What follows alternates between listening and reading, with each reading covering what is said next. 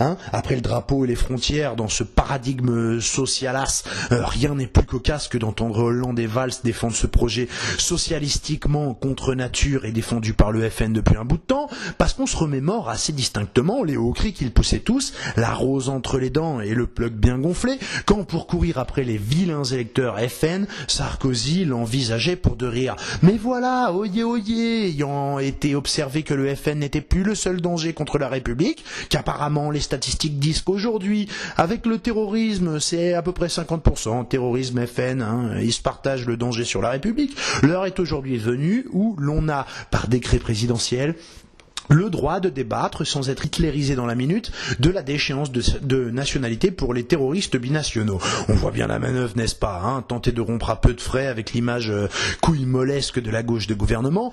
Ce sera sûrement pas voté, et même si c'était le cas, ce serait sûrement pas appliqué, mais on trouvera toujours 1 million de couillons pour se dire que, oui, ok, des délinquants violents sont chez eux devant la PS4 avec un bracelet électronique, même s'il y a des gens qui ont eu 4 semaines d'ITT, hein, sous contrainte judiciaire, à contrainte c'est contraignant, et que oui, une fois les petits gros de ce monde rentrés chez eux après la COP 21, les frontières seront à nouveau grandes ouvertes à l'inidentifiable tout venant, mais quand même, avec la courageuse action du gouvernement, ils ont osé ouvrir le débat, on pourra bientôt peut-être destituer de la nationalité française les cadavres des binationaux après qu'ils aient massacré des innocents et que le GIGN les ait justement abattus. C'est quand même pas rien, hein, ça sert à rien, mais c'est déjà ça. Enfin, c'était courageux quand même, bon.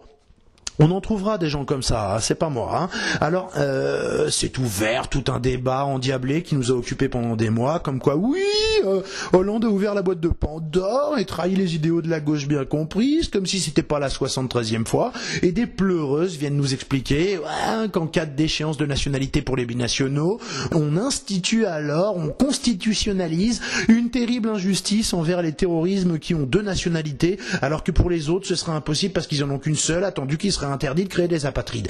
Et qu'en plus, c'est inutile, parce qu'un terroriste prêt à se faire exploser dans la foule, nous ont-ils fait remarquer à juste titre, qu'est-ce que ça peut bien lui faire de perdre la nationalité d'un pays qu'il déteste au point de vouloir y mitrailler des inconnus par paquet de 150 et se faire tuer pour ça? C'est bien observé, mais du coup, beaux esprits que vous êtes, qu'est-ce que vous en avez donc à foutre qu'on enlève la nationalité à des terroristes qui n'en ont, vous l'avez bien souligné, pour dire que c'était débile, rien à foutre de la perdre. Et s'ils s'en foutent de la perdre, c'est qu'il s'en fout de la garder. Et cette injustice qu'on lui fait, lui en fait donc vibrer une sans toucher l'autre. C'est comme si à moi tu me refusais le droit de coucher avec un mec ou de voter socialiste. Et on n'a rien à foutre. Donc voilà déjà un premier point que je voulais souligner. Mais donc, quelques temps après que ne s'ouvre ce débat sur la déchéance des binationaux terroristes, s'est répandue dans les médias l'idée que par souci d'égalité et d'équité, la nationalité pourrait donc être retirée à tous, y compris aux mononationaux. Après le mariage pour tous, la déchéance pour tous, c'était le terme usité. Et j'ai pu entendre des commentaires soulagés à la radio, des mêmes ébouriffés qui beuglaient, qui cauchemardaient tout éveillés devant tant d'injustice, un peu rassurés de ce que cette mesure devienne ainsi égalitaire et donc républicaine.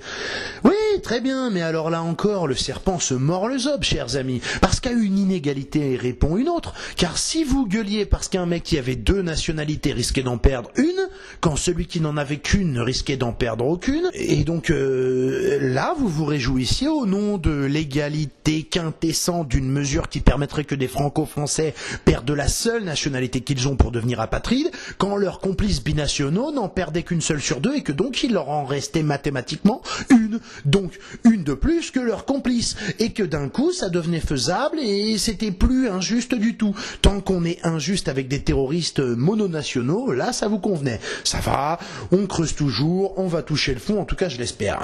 De touche pas à mon pote terroriste tout court, on passait à touche pas à mon pote terroriste binational, mais à l'autre tu fais ce que tu veux. Je suis désolé d'avoir à vous le dire, mais je pense que vous êtes des fous furieux. Donc, chers amis, qui vouliez défendre l'égalité tant qu'il était question de ce débat, jusque dans les rangs des terroristes, je vais vous donner la clé, la réponse ultime pour étancher sur cet épineux sujet votre inextinguible soif d'égalité. Réclamez donc l'interdiction totale et définitive de la double nationalité, quelle que soit la seconde, et tous les psychopathes sanguinaires de France seront de fait égaux devant la menace de déchéance de nationalité pour peu que ça les inquiète. Tu tires sur des gens, t'es de type noir ou blanc ou arabe d'origine ou chinois ou machin ou truc, ça change pas grand chose. T'es t'étais de toute façon uniquement français, te voilà maintenant uniquement apatride, comme tous tes collègues, pas de jaloux. Mais bien sûr là, on bute sur l'argument droit de l'homiste qui veut que oui, mais quand même, faire des imprintines, c'est pas très très gentil, hein, c'est mal, et puis c'est interdit par la convention de mon Eurocul, etc.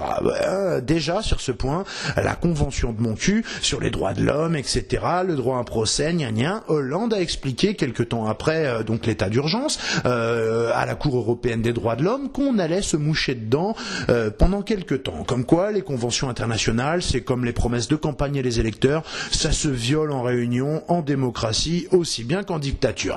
Et puis surtout, tout ce débat lourdingue, insolvable, mais tellement divertissant, ça peut se régler en une ou deux mesures qui justement sont celles qu'il était devenu urgent d'éluder en parlant de ce sujet subalterne, chronophage et stupide. Parce que il y a effectivement un argument que je tiens pour valable dans tout ce délire. C'est que si un franco, je sais pas quoi, ou Kalachnik 80 ou 150 malheureux au nom de ceci ou au nom de cela, si on lui retire la nationalité française après 25 ans de prison pour terrorisme, on peut quand même pas le renvoyer au je sais pas quoiistan pour mitrailler des innocents de là-bas.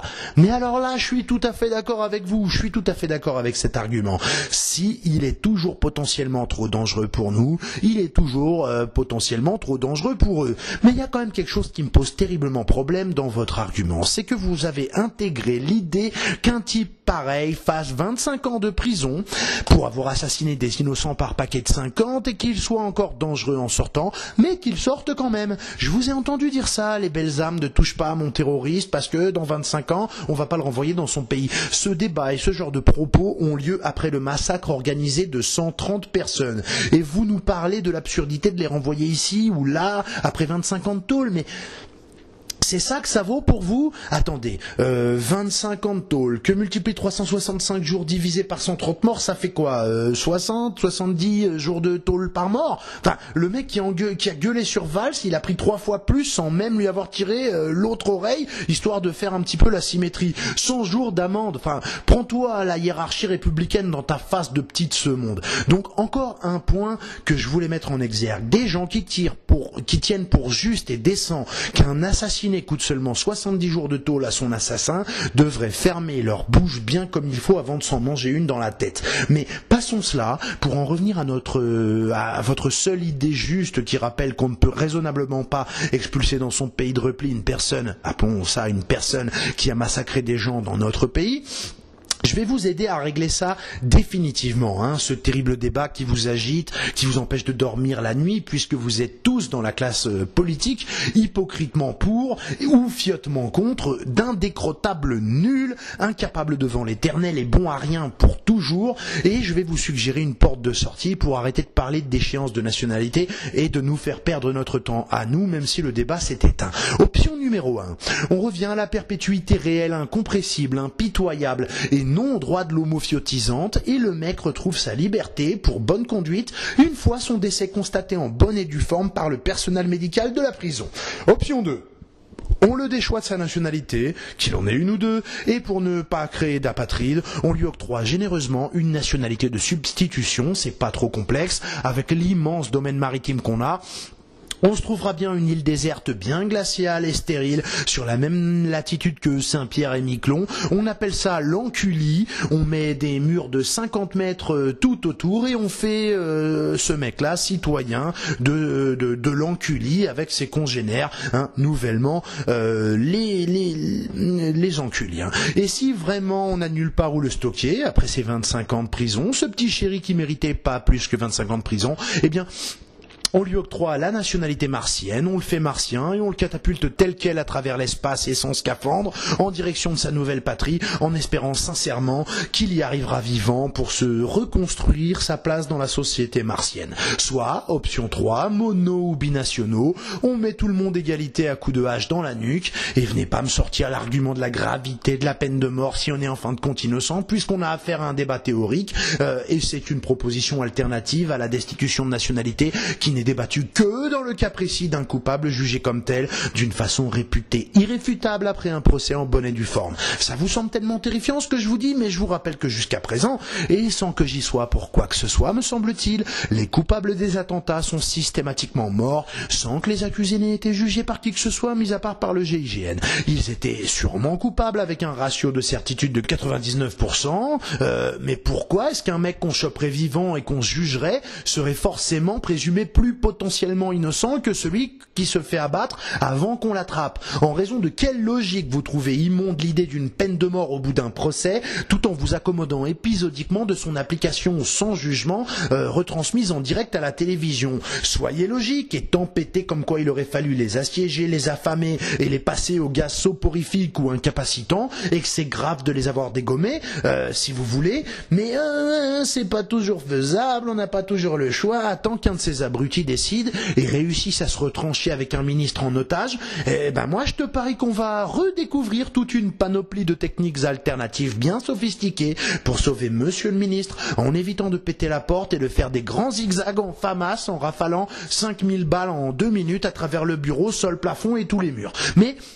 laissons cela et revenons au débat. J'ai entendu aussi des intervenants sur ce débat expliquer que le danger, c'était d'ouvrir la porte à une destitution de nationalité à tous les crimes de sang, parce que oui, si on va par là, on va finir par déchoir de leur nationalité même les simples assassins qui ont obtenu la nationalité dernièrement, ou ceux qui ont un titre de séjour, les violeurs, les assassins d'enfants, alors on va les expulser. Alors où va la République, je vous le demande? Je vous rejoins, où va la République? Le pauvre mec, il a quand même pas mitraillé 200 personnes, il est juste venu obtenir le droit de séjourner en France et violer et tuer une petite fille ou deux comme ça. Faut bien reconnaître qu'on joue quand même pas dans la même catégorie là. Alors où va-t-on? Je vous réponds. On va à la balle dans la tête, net, sec, sans bavure.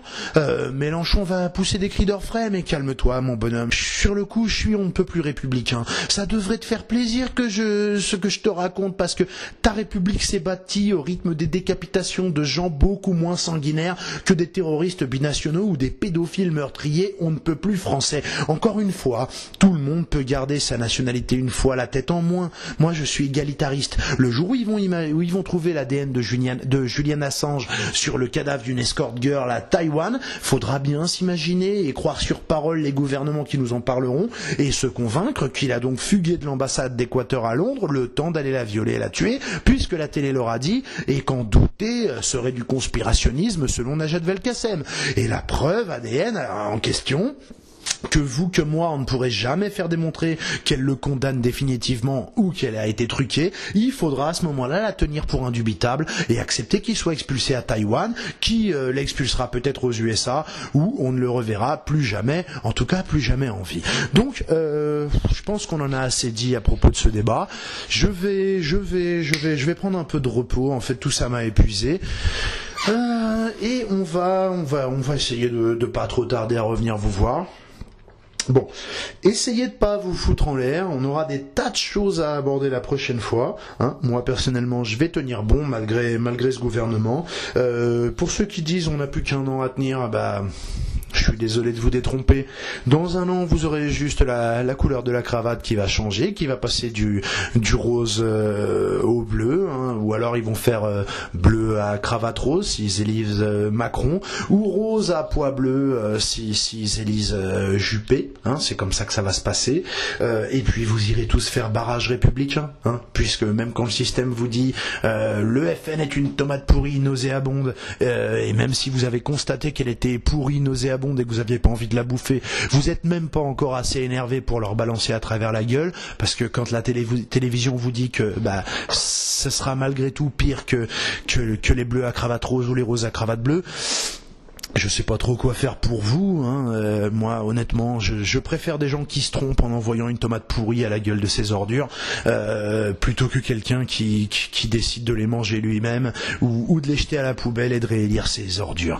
Donc, on va parler d'un tas de choses, parce que j'ai vu que Bourdin avait reçu Corinne Lepage. Putain, mais Corinne Lepage, quoi, Cap 21, parce que elle a 21 adhérents. Enfin, moi, je pense qu'elle en a 2 pour peu que son mari l'aime toujours et pris sa carte histoire de pas dormir sur la béquille, alors que il va toujours pas recevoir François Asselineau.